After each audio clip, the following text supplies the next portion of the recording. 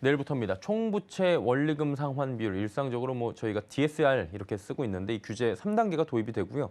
생애 최초 주택 구입자 등에 대한 대출 규제는 기존보다 완화되게 됩니다. 7월부터 대출 환경이 완전히 달라지는 건데요. 어떻게 달라지는지 금융부의 윤다혜 기자와 하나하나 짚어보도록 하겠습니다. 윤 기자 어서 오세요. 안녕하세요. 처음으로 집 사는 분들에게는 좀 희소식이 될 수 있다 이런 기사들도 오늘 헤드라인으로 몇 개 봤거든요. 대출 한도 비율이 는다고 하는데 이 부분 좀 설명해 주시죠. 네, 생애 최초 구매자를 대상으로 주택담보대출 비율, 즉 LTV라고 하죠. LTV가 80%로 완화됩니다. 기존의 생애 최초 주택 구매자는 주택가격 8억에서 9억 원 이하와 소득이 1억 원 미만 등의 조건이 있었습니다. 또 규제 지역에 따라 50에서 70%의 제한을 받았었는데요. 이제는 이 같은 조건이 사라지고 LTV는 80%로 통일됩니다. 따라서 4억 원이었던 대출 한도가 6억 원으로 늘어나는 겁니다. 구체적으로 기존에는 투기 과열 지역인 서울에서 8억 원인 아파트를 구매한다면 LTV 50%를 적용받아 대출이 4억 원까지만 가능했습니다.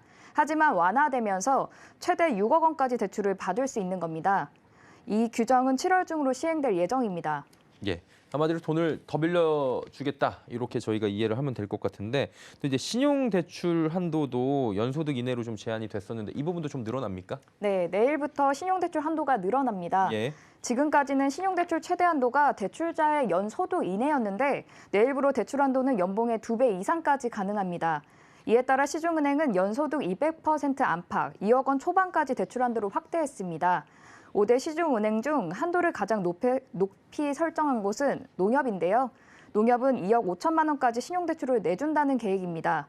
또 금리를 신경 안 쓸 수가 없는데요. 지난달 5대 시중은행의 신용대출 평균 금리는 4에서 5%로 연말에는 8에서 9%까지 증가할 수 있다는 관측입니다.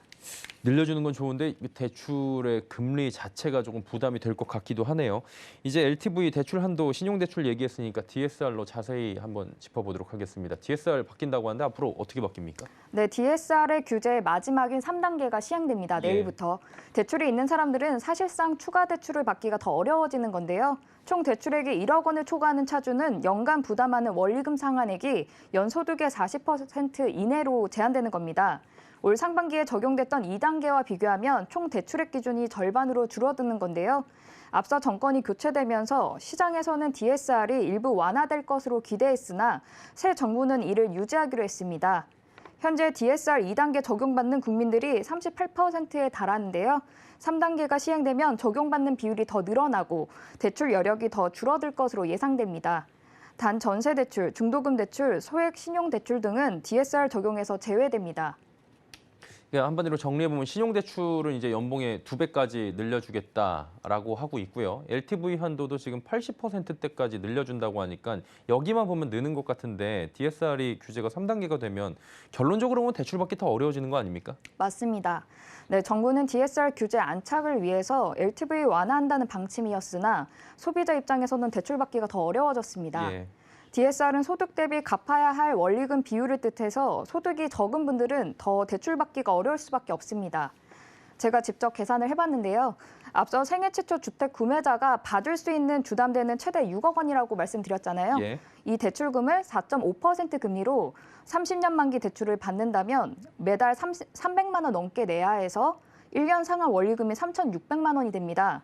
이 3,600만 원 정도가 40%에 해당하는 소득은 약 8,800만 원. 그러니까 이 소득이 이 정도가 돼야지 해당 대출을 최대로 받을 수 있는 겁니다. 예. 여기에 기존 대출이 있다면 대출 규모는 더 줄어들게 됩니다. 그러니까 결론은 LTV 한도를 늘려도 연소득 때문에 대출 한도를 최대로 받을 수 없는 상황이라는 겁니다. 이 때문에 정부가 대출 규제를 풀었다기보다는 더 조인 것 아니냐는 불만이 높아지고 있습니다. 앞으로 억대 연봉자만 내 집 마련을 할 수 있는 것 아니냐는 비판도 나오고 있는데요. 따라서 은행들도 신용대출과 LTV 한도를 풀어도 대출 수요는 크지 않을 것으로 내다보고 있습니다. 또 대출은 최대한 끌어서 받을 수 있다고 해도 하반기에 금리 상승세가 지속될 것으로 전망돼 대출 수요는 주춤할 것으로 보입니다. 전문가 얘기 들어보겠습니다. 주택 가격이 하락하거나 또는 금리가 과도하게 올라가는 상황에서는 지금은 대출 수요가 감소할 수가 있죠. 그러니까 본인 소득 내에서 쓰라는 거예요. 예, 내일입니다. 당장 7월인데요. 바뀌는 대출 환경에 대해서 하나하나 짚어봤습니다. 금융부의 윤다혜 기자와 함께했습니다. 고맙습니다.